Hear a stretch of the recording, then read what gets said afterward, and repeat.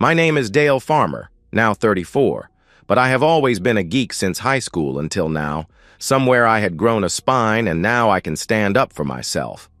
I took karate to control my frustration and anger. It made me feel more settled within myself. I had always gotten straight A's in chemistry, and as a result, I got a job as a chemist making knockout gas for dentists, as well as making a few specialties for the government every now and again. I have a couple of hobbies that don't have anything to do with work. They help me unplug and take a step back when I need to. I met a good-looking girl right out of high school. Her name is Shirley, and she seemed like a goddess to me then. But now she has that girl next door. Look, I loved her to pieces, I really did, until I stopped by to see my friend at the electronics store he runs. "Hey there, Jimmy. I'm helping the kid next door out with a school project. Ever since his old man cut out, we've struck up a friendship of sorts." Jimmy rolled his eyes and chuckled. "This isn't another volcano thing you guys are working on, is it? The last time I sold you stuff for that, I heard the gym about caught on fire." I acted offended. "When you make the mountain of Pompeii come to life, you never do anything below par on that." We both broke out laughing. "No, nothing like that. He wants to do an earthquake kind of thing. I know where you keep the stuff I need. But I think if we put some small cameras inside, he can show how it works below ground as well as on top. So show me what you got and I'll be right back." I picked out what I needed, and a few things I didn't, then headed back to the counter. "Okay, Jim, show me what you got." "We have the usual cameras and crap, but I want to show you this." It was like a small cone shape with a wire hanging out on the small end. It was half an inch long in total length. They run on those small hearing aid batteries, but the picture they take is out of this world for both sharp, clear pictures, and you can set it up for panoramic shots as well. But the best thing is, they can record the video for 72 hours before you need to change the battery. The wire out the back sends it to any monitor, TV screen, or computer with no problem. He could almost hear the gears turning inside my head. "Tell you what I'll do. I will throw in a 5-pack of the video pens we just got in. We haven't tried them out yet, so you'll be our test dummy. What do you think?" "You drive a hard bargain." I stuck out my hand. "You got a deal." He showed me how to activate the pen cams as well as the cone cams. He put it all in a box and I took off to make Brian's day. I got home a couple of hours before Shirley. I played with the cameras for a while, linking them to my computer like the instructions said, and then spent the next 30 minutes playing with the zoom and adjusting the lens to see how the video came out. "Okay, I'll come clean." I put one on the top of my dresser and then jumped up and down on the bed for a minute. Then I put the rest of the stuff on the end of the dresser until Brian and I could install them in his project. It was Thursday, and Brain and I could only do it Saturday afternoon. I left everything there and went downstairs to start dinner. Shirley came in an hour later. She didn't look too happy. "You cooked dinner, bless you." Then she gave me a peck on the cheek while I tended to the salmon on the stove. "I'll take a shower and be back down to help." Sounds like somebody had a bad day. "Can we talk about it after dinner?" "I just want to get a shower and relax with a glass of wine." She sighed. "Well, hurry up. I will be done soon and cold salmon doesn't taste good." She gave me a smile and a kiss. When she came back down, I had already plated the salmon. I received a call from work and was talking on the phone to the CEO of the plant. "Come on, Jerry. You know I only get to have a half-day Saturday and all-day Sunday off.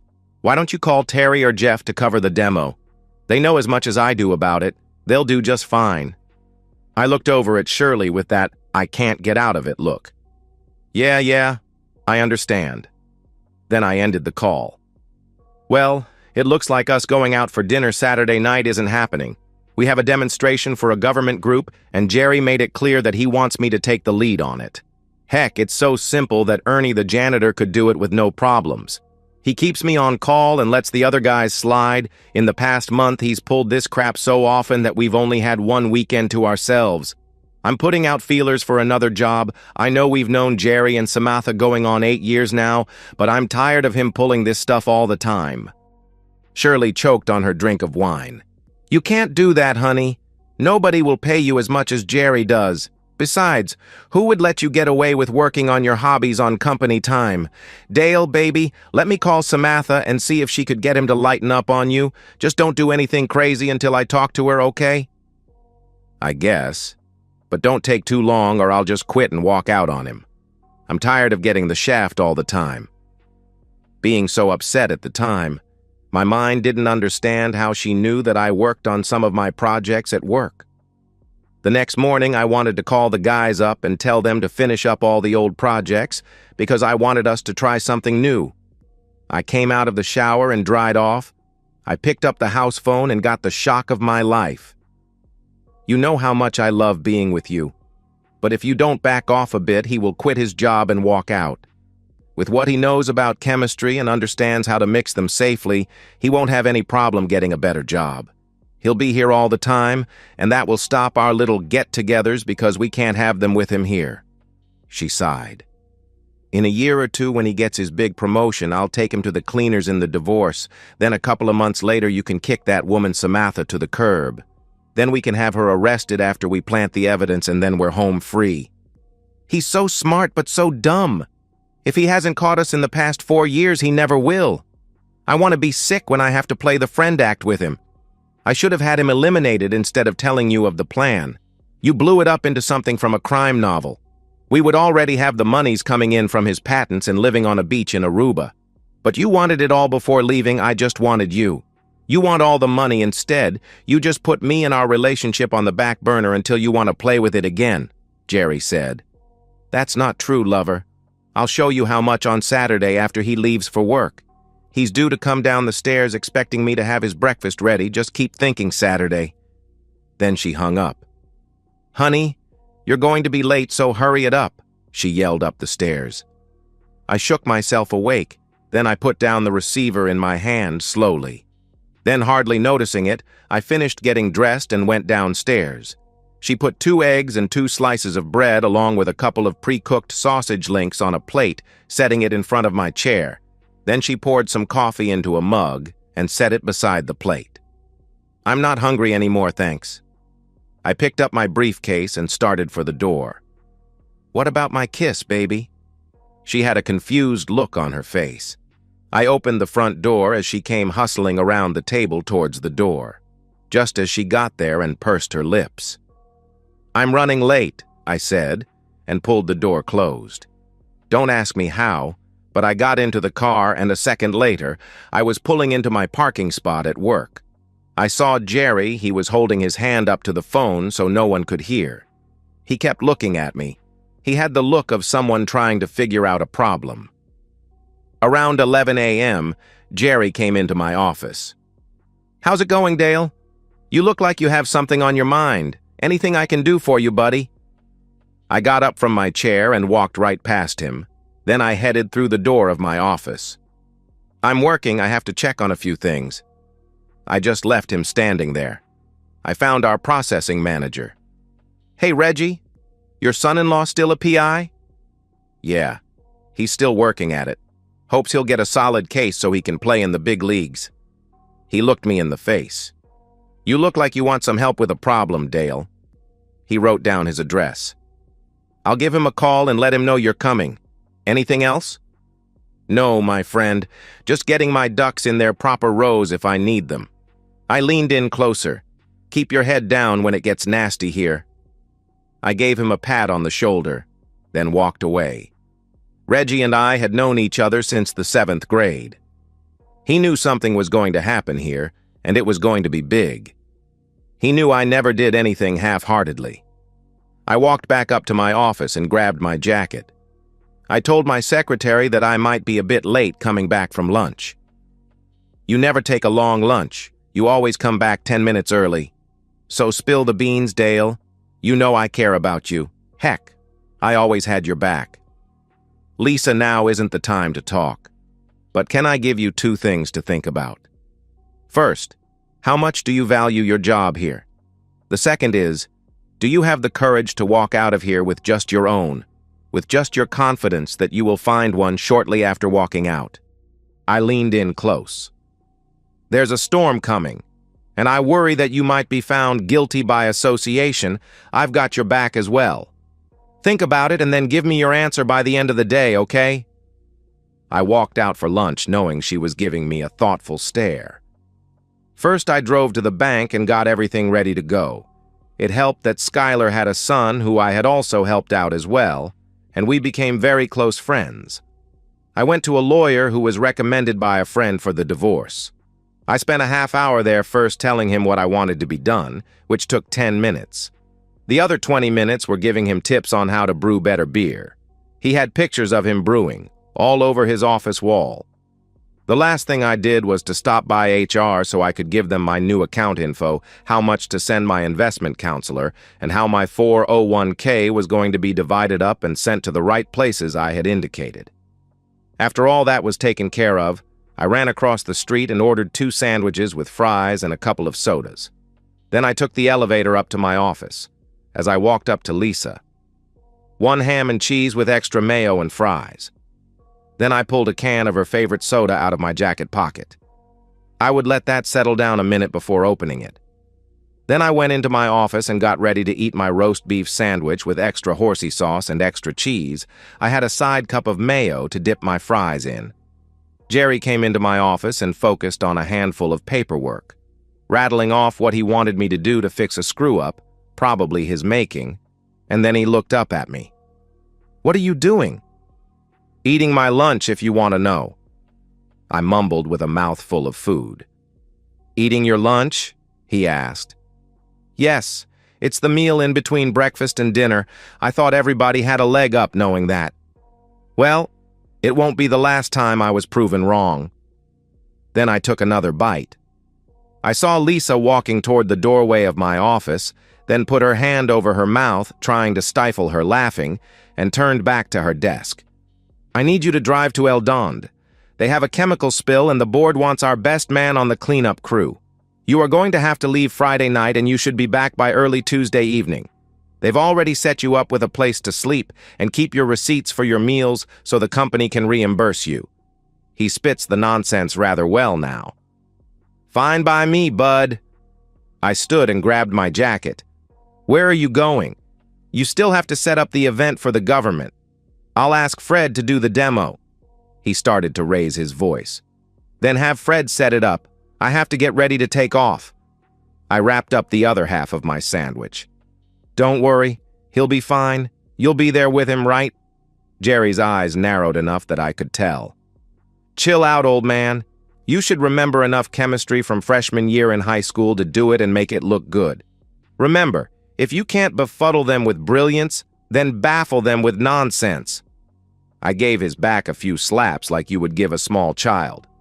"You got all you need to fertilize their brains." I walked out of the office and down the hall. When I passed Lisa at her desk, stuck my tongue out, then proceeded to walk out of the building. I got into my car laughing so hard I had to fight for breath. It wouldn't have looked good with me rolling in the parking lot doing it. After I pulled out of the lot, I stopped until I could get my laughing under control. After I took a few deep breaths, I pulled the ace out of my sleeve. I pulled up my contacts and found the number I needed, then pressed the call button. "Mrs. Adler? My name is Dale Farmer. Remember me? I saved your chiffon dress by getting that chocolate stain out at the Christmas party." "Why, yes, Dale. I remember you. I called you Mr. Science the rest of the night.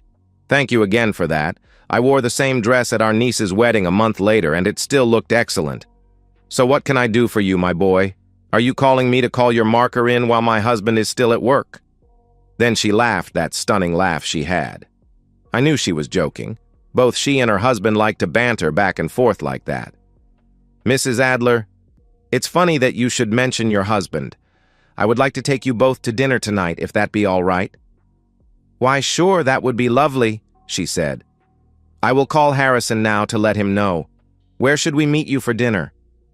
"I remember how much you both like seafood. Shall we say the Amulet Bay at 7? I crossed my fingers.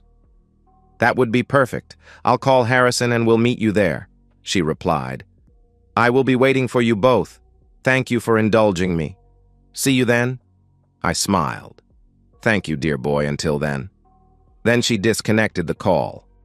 They walked into the restaurant, and the waiter brought them to a secluded table in the back. I rose, kissed her hand, and then shook her husband's hand. "Dale, it's good to see you again. Still mixing it up in your lab?" Mr. Alder asked. "I can vouch for his mixes doing things Rudolph said couldn't be done," as she gave me a wink. "Excuse me, sir, but why are you calling it my lab? I don't understand." I was confused now. "You don't need to call me sir outside of the plant. It's Harrison from now on. You can also call this lovely lady Gabby." He leaned over so they could kiss. "And why should I not call it your lab? I signed the papers for your promotion a couple of years ago.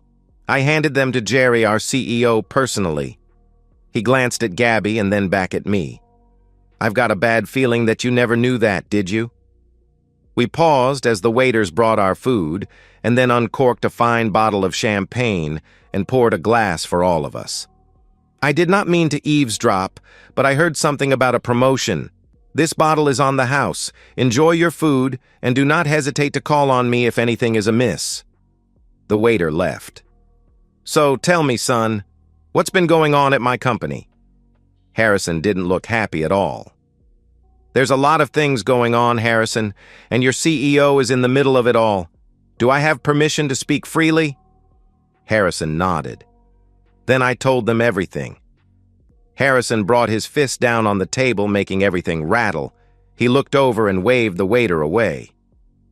"I had no idea. Please accept my apologies, Dale. So am I correct in thinking that you will be suing us about the moral clause in the handbook?" "I won't now that I know how you had been duped, Harrison. But I will be going after your CEO with a list of charges. I have an idea that will keep the company from losing face and still achieve what I need." "Your wife did all of this as well? They call that being an accessory. If you take her to court, the truth will still come out. Does she have a job or just lives off of your sweat?" Gabby asked. "She is up for a seat on the board of Robinson's Fashions. I believe that's where the rich go shopping for clothing nowadays," I replied. Then I stood up and refilled everyone's glasses. I caught Harrison's sideways glance at his wife. "You don't say? I know someone who works there. I could say a word or two to help your cause if you would like." Gabby smiled. "I've been thinking, and I believe that I have a plan." I glanced at them both. An hour later, we left the restaurant. Both Gabby and Harrison had a smile on their faces. "You are one ruthless man, Dale Farmer. I see I made the wrong man the CEO of my company." He actually laughed out loud. "So what time tomorrow should we call on you?" "I'd say around 8 p.m. would do nicely." I smiled. "Goodness, Harrison, it's just like when we were young and filled with fire. Let's go home and recapture some of that. Dale, it's been a pleasure as always." Gabby smiled. I kissed her hand and then nodded at Harrison. Then we shook hands. "I learned from the best, Gabby." I went home and began to set my clothes out for the trip. Shirley just looked at me. I walked right by her without any type of kiss for coming home. "I made dinner. Where have you been?" "I went out and had a couple of drinks with some friends at work. I really don't think I should eat with all the alcohol we drank. I don't want to be sick when I take off tomorrow. I'll wait for breakfast if you don't mind." "Which friends? Did Jerry get drunk too?" she asked pointedly. "I don't remember seeing Jerry there. He must have not been invited to go with us or something like that. I better get some sleep. I have an early day tomorrow." I took off my clothes, slipped into some pajama pants, and laid down on the bed. Of course, when Shirley got done taking care of things, she came into the bedroom to find me sleeping. Not. She laid down and didn't try to spoon with me. All she did was turn away and start texting on her phone. I was up early to greet the morning. I had felt better than I had in years. So I went down to start the coffee. Shirley came down about a half hour later. "I'm glad you're up now. I have to get packing." I tried not to grin. "I poured some fresh coffee for you. It really looks like you could use some." Then I turned and went upstairs to pack. What I really did was put the cameras I had gotten earlier around the bedroom and the guest room. As I came downstairs again, I asked Shirley, "Do you know where we put the little black suitcase?" I'm only going to be gone a few days and I don't want to take a lot, maybe the front closet. She was still reading texts on her phone while I finished up putting those pen cameras all over the place. One for the front door, one for the back door, one covering the living room, and the last two in what she called the parlor. Darn! We must have put it in the basement. So off I went down the stairs and picked up the suitcase I put down there earlier.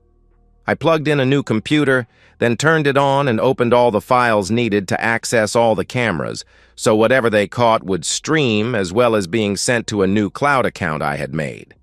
I double-checked everything and then hid the laptop between the floor and the ceiling. I came up the stairs. "Found it!" I said loudly as I passed behind Shirley. She jumped so badly she almost fell off the chair. Her phone went sliding across the floor. I put a bunch of dirty clothes in it as well as a couple of heavy blankets. I had to sit on the darn thing to get it closed. It was about 2 p.m. when I got ready to leave. I said goodbye to Shirley. She didn't even move. So I walked over and gave her a kiss on the top of her head and told her, "Bye, see you later," and I'll be darned. There went her phone again. I walked out the door, got into my car, and drove off. I went to a sports bar across town, far from anyone who was involved in this. They served some fantastic double cheeseburgers. I'll have to keep that in mind for later. After a couple of beers and watching how the customers really get into a soccer game, boy, they really do. Some get more violent than others. It was about 5:15 p.m. when I pulled up the streaming coming from my house. I wasn't gone for 2 hours. There was a line of clothes starting at the front door and ending halfway up the stairs. I switched to the cameras in the bedroom, and there they were, being intimate like two people in love. I wondered if they knew I put a voice-activated recorder at the headboard of the bed. I didn't have time to hook it up to the streaming, but the tape it had in it should prove to be fun later on. I zoomed in on the nightstand and saw their little blue and pink pills. I went home and let myself in the front door very quietly. I could have played AC/DC on a big boombox at maxed-out volume and they still wouldn't have heard me. I slowly walked up the stairs and made it just outside the door. I went into the bathroom, got a towel, and then came back to the door. I put on my mask and then pulled the pins on a couple of canisters I made in my lab, setting them inside the bedroom, and quietly closed the door and put the towel down in front of it so the gas would stay in the room. About 20 minutes later, there wasn't a sound coming from inside the room. I chuckled as I slipped my mask back on and poked my head into the room. There they laid all tangled together. I pulled the restraints that I had bought the day before out of my closet. It was easy to tell that Jerry had been with Shirley intimately, so that's how I tied them together and used the rest of the rope to secure them both to the supports under the bed. I gently placed the 2 ball gags I had next to them on the bed. I went around the room opening the windows so the gas could escape. Then I looked at my watch and saw I was 15 minutes behind schedule. I needed to pick up the pace. After I was sure all the gas had left the room, I put on the ball gags on them and connected the 2 together with 4 carabiner clips. Then I proceeded to wake them up by dumping a couple glasses of ice water on them both. I pulled the overstuffed chair next to the bed and slid down until we were at eye level. At first, they acted like they were still under the gas. I had expected that as they tried to figure out what happened and how to get loose. I pulled the cattle prod up and placed it against Jerry's private area and then hit the switch for a moment. My, they were sure awake now. I sat back down in the chair so I could look at their faces. My, what do we have here? You can't be making a romantic film because you don't have any cameras set up. I'll give you a hint, I have 9 cameras all over the house, both upstairs and downstairs. Don't you think that was a good idea? Then I put the prod against the metal clips holding them together. I counted to 3 before I shut it down. I asked you 2 a question. They tried nodding their heads. For 4 years you 2 have been cheating behind my back, so it's time I got some payback, don't you think? I walked to the foot of the bed and placed the cattle prod on Jerry's sensitive area. I held the switch all the way down as I counted to 5 out loud, and then I calmly said, "I don't see Shirley's sensitive area. I guess I have to use another target instead." And I slid it up her private area and pushed it all the way inside. There you go. I like this alternate target. The results should be electrifying. Wouldn't you agree? I heard her trying to scream around her gag as I slowly began to move it in and out. I let her scream for a few moments. Then stick that sensitive area of yours out into the open, or I'll just hit the switch right now. She knew what she had to do to save her private area, so she raised it up. I counted to 6 because she made me wait. I knew those marks on their sensitive areas would be carried for their lifetime. I'm feeling generous, so I'll put the cattle prod away. I wiped my prints off with Jerry's red silk boxers, laughing all the time. Then I slid it into her dresser drawer. Well, now that I can't use that, I'll just have to use another means of consequences for 2 dumb people who so enthusiastically upset a chemist and thought he'd never find out or deliver any consequences. I put on my thinking face. I know. Let's have a good old party with family and friends. I called Shirley's parents. I put it on speaker so she could hear the conversation. Her mother answered. "Hello, Dale. How's it going with you two?" "Not good, Mom. Shirley isn't feeling too good and I have to leave on a business trip. Could you and Dad go over and see how she's doing? She's not answering her phone and I'm worried." "Why, sure, honey. Dad and I were going to watch some TV, but we'll head over in about 10 minutes, and then we'll call you to let you know how she's getting along, okay?" "That would be great. Thank you, Mom. Just give me a call." I was grinning my head off. "One down. Who should be next?" "I've got it." I called a second number. "Samantha, how are you doing, darling? Say, could you come over? Jerry's here, but he's not looking so good. Maybe you could help me with him." I smiled and gave Jerry a wink. "Okay, Dale. Just keep him there until I get there." She sounded concerned. "You don't deserve someone like her, Jerry. She's way too good for the likes of you. Time she found out." "Who's our next caller?" I patted Jerry on his head. "Well, Shirley has 2 coming over and you only have 1. I think it's time to even things up a bit." I hit another number. "Mr. Adler, how are you and your wife doing this evening?" "We're doing fine, Dale. What can I do for the head of my chemistry department?" Harrison asked. "Well, I know it's kinda late, but Jerry's over here and Samantha is on her way over, so Shirley and I thought you'd like to come over to the house and have a small cocktail party. Would you like to come over?" "I believe we could do that.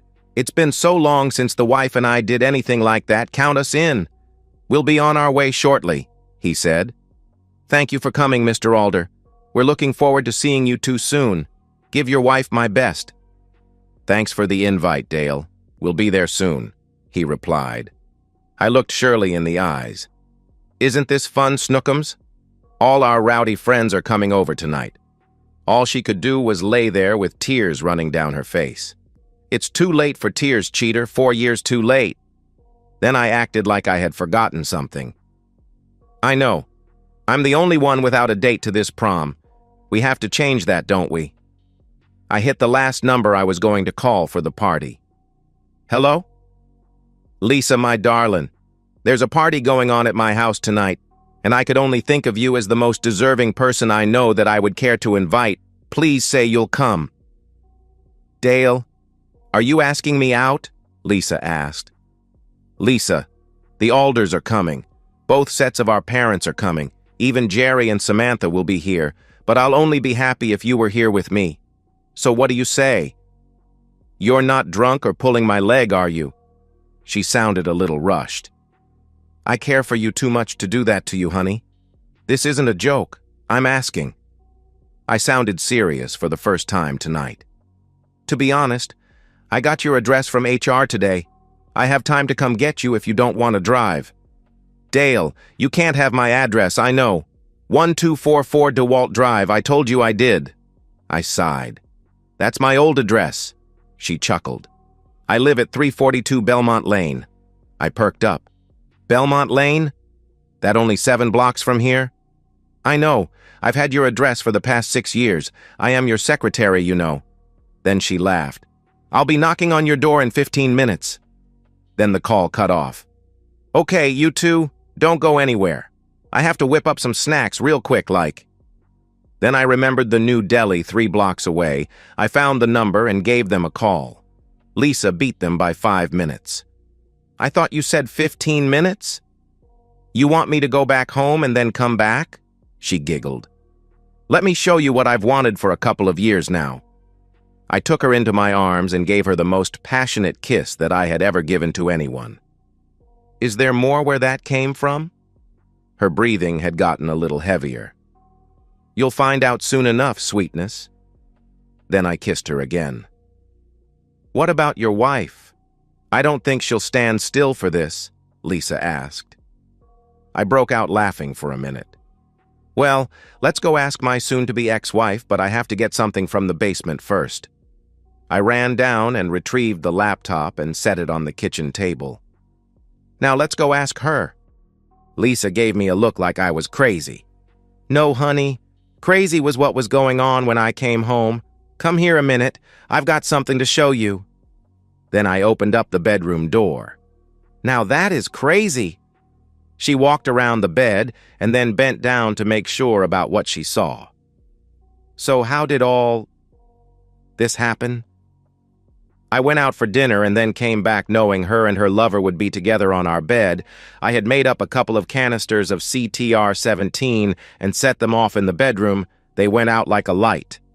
I then secured them as they were for the party tonight, you know, like a centerpiece for the table. Others will be stopping by soon, and I wanted to show off the centerpiece of their infidelity so the others can enjoy it as well. Lisa walked around to Shirley's face. You are one stupid woman, but I want to thank you for throwing Dale away because now I can treat him like he should have been from the beginning. Yep, one dumb person. We need to go downstairs, my love. Our guests should be arriving soon. We have to be good hosts and put out the drinks and snacks for them. I laughed. We can always come back for another visit. They're not going anywhere.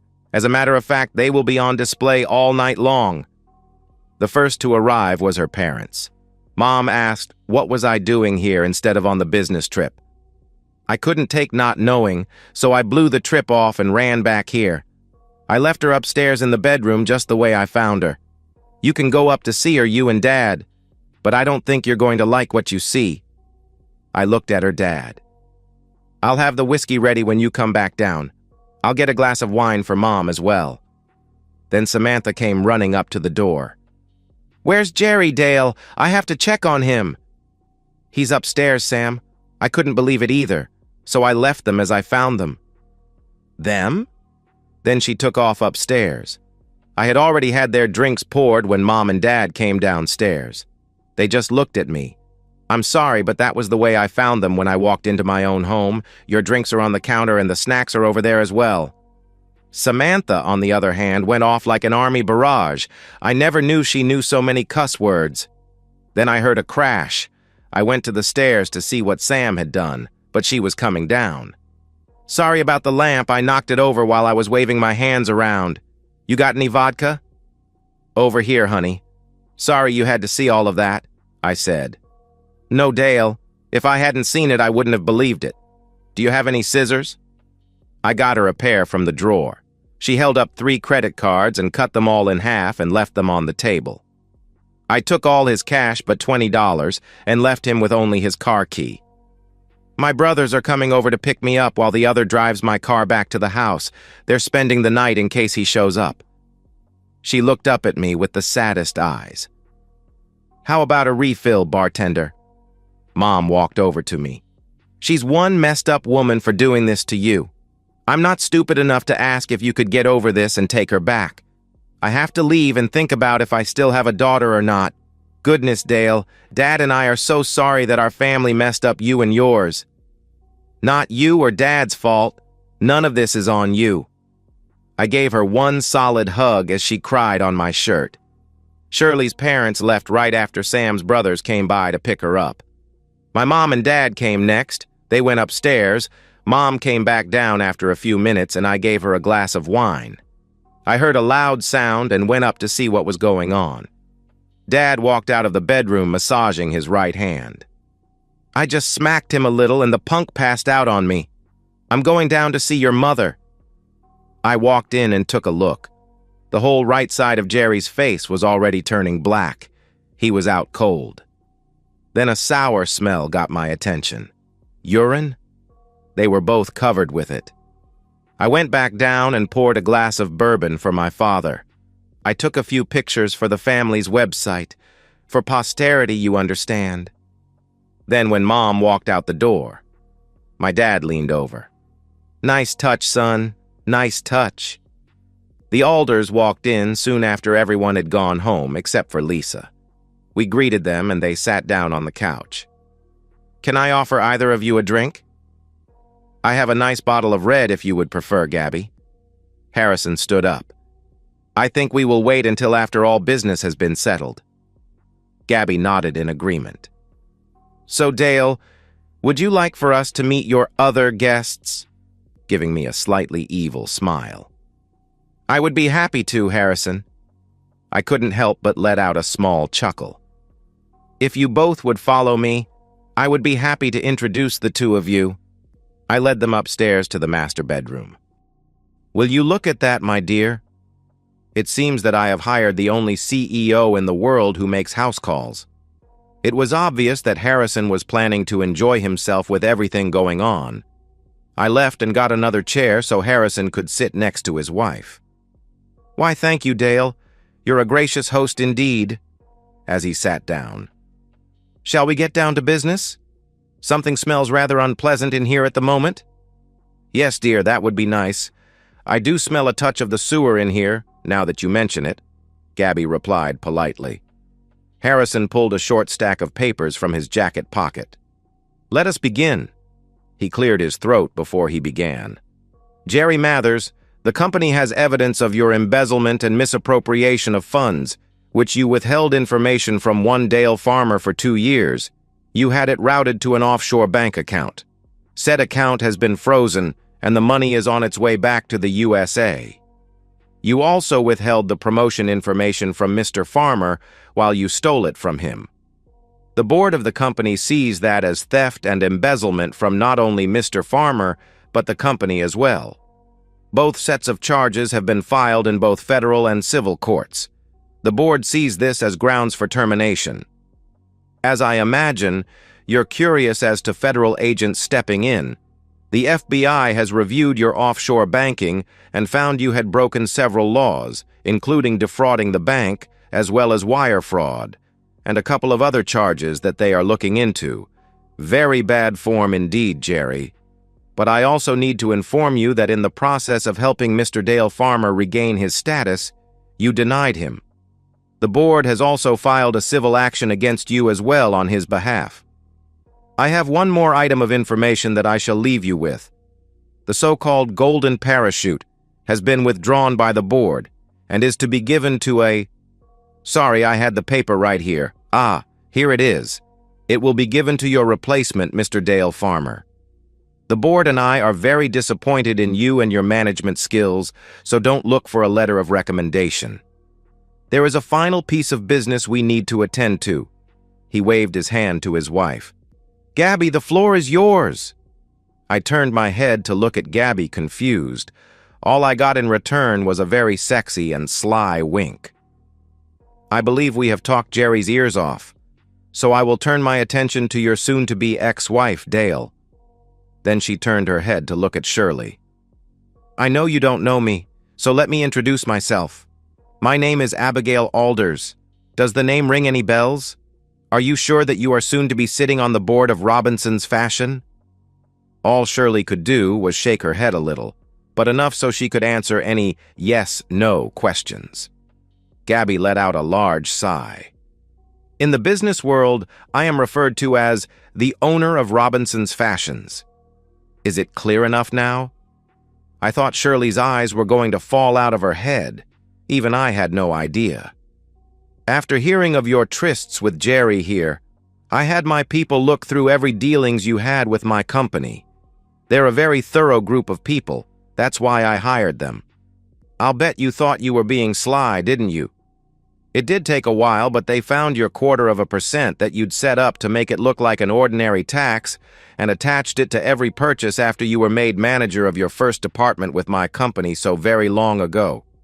My people have found 2 overseas accounts, one in your maiden name and one in your twin sister's name who died 19 years ago. But you made 2 fatal mistakes. You see, I started Robinson's Fashions on my own. I wouldn't even accept any money from my husband or anyone else. I wanted to prove to myself that I could. I know it's a foreign concept to you, but I made it and I protect it viciously. So I know you'll understand when I tell you that because the courts aren't open today, I've had my lawyers work with federal officers to make you a thief on the run and a potential flight risk to another country. It was just a bonus for me when the federal agents added the charge of fleeing from federal officers because you are now a criminal on the run from both federal and local law enforcement officers. As for your second mistake, Gabby snatched Shirley's head as close as possible to her own. Her face was so twisted and red that she looked like a demon from hell itself. Even her voice changed. You messed with what's mine, you stupid woman. Then she straightened up and smoothed out her dress and pushed her hair off of her face. When she turned around to her husband and me, she was again the Gabby everybody knows and loves. If it's all the same to you, Dale, I believe I would like that drink now. And walked past us on the way downstairs. I turned to Harrison, raised my finger pointing the way down the hall, and started to open my mouth. Harrison held up both hands and shook his head as he followed Gabby downstairs without saying anything about it. I quit trying to figure it out. The only fact that I could come up with was, you better not mess with what's Gabby's. We got downstairs. What is everyone drinking? I asked. I'll have a bourbon. I believe Harrison wants the same. Gabby said. Harrison just shook his head in agreement. Lisa and I both had a double whiskey. We tried to keep a certain distance from Gabby. Oh, come on, everyone. I'm sorry my dark side slipped out, but the amount of money we're talking about was close to $2 million. I take that rather personally. What we need to do is figure out how we're going to handle this storm, Harrison said. We have to be careful to not come out of this covered in the same mess as those two upstairs. Don't worry, I said. I'll play the scapegoat for all of this. Lisa walked over to me. I'm not about to let you stand alone, Dale. You might as well face it. We're a couple now. If you're so blind that you can't see that, I'll take you out back and beat you until you do. Gabby looked at her husband and nodded. You're probably going to come out of all this covered in mess, you know that, right? Harrison said as I shook his hand. Then as I gave Gabby a hug, she pulled me in tight. You better not lose her, Dale, she whispered, as she stepped over to Harrison standing by the door. She told us that if we ever needed anything to call them, we nodded. Everyone was still looking worried. Look, my friends, I got this. Heck, I even have a half-baked plan in my head already, so don't look so down, okay? I smiled at them all. Gabby and Harrison smiled and said their farewells. Then I turned to Lisa. Can you drive? She looked at me strange, then nodded her head. Great. I need you to go to the store and buy me a burner phone. Make sure you cover your face so no one can tell what you look like, okay? What have you got up your sleeve, lover? Lisa smiled. Get a move on, please. After I do what I have to do, I'm spending the night at your place. Is that all right with you? My mind was running a mile a minute. I had barely finished talking when Lisa said quickly, Going to the store. And then she was out the door and down the street. I stood still for a minute, making sure I was ready to do what needed to be done. I went upstairs and walked into the bedroom. I went into the closet and found the heavy suitcases we use when traveling. I called it the Timex collection. You know, takes a licking and keeps on ticking. I swung it up in a high arch, brought it down on top of the two of them, rather hard, I might add. I lifted it up. Could you hold this for a minute? And then dropped it back down on them. I packed some clothes and a few toiletries, then took a pair of khaki lightweight pants and a pullover shirt, crumpled them up, and tossed them in as well. Then I dragged it off of them and set it down on the floor. I went back into my closet and traded my leather shoes for a comfortable pair of deck shoes. Darn, I need some underwear and a couple of t-shirts. I took the suitcase back over to the bed again, then I swung it up and back on top of them again. Look, just hold this for a minute. I forgot underwear and a few t-shirts. I dropped it back down on them and loaded what I needed. I lifted it back up and slapped Shirley's head to get her attention. "Hey, did you do a load of whites? I can't find my socks." I was rather enjoying this, I must say. "Oh, that's right. I rearranged my dresser drawers and put them in the second." Down dropped the suitcase again. When I had everything packed, I slammed the suitcase lid down. Then I remembered how much pain they caused me. I got up on the bed and then sat down on the suitcase to close it up. Okay, I may have bounced up and down a time or two. Then I dragged it off them and noticed some nice new bruises were starting to show. Okay, it looks like I have everything I need packed up. I reached down and pinched her cheek like Grandma used to do. "All right, you two play nice, and if you've been good, I'll bring you both back some new orange jumpsuits. You'll love them so much that that's all you will want to wear all the time." I got downstairs and made myself a drink. Lisa returned a few minutes later. I asked her, "Are you ready? It's just about showtime." Lisa just nodded her head. I activated the new phone, putting all the evidence back in the bag. Then I called every news channel and newspaper in town, letting them know there was a federal fugitive who was being arrested at 6724 Downey Street. They were holed up in a private residence at that address.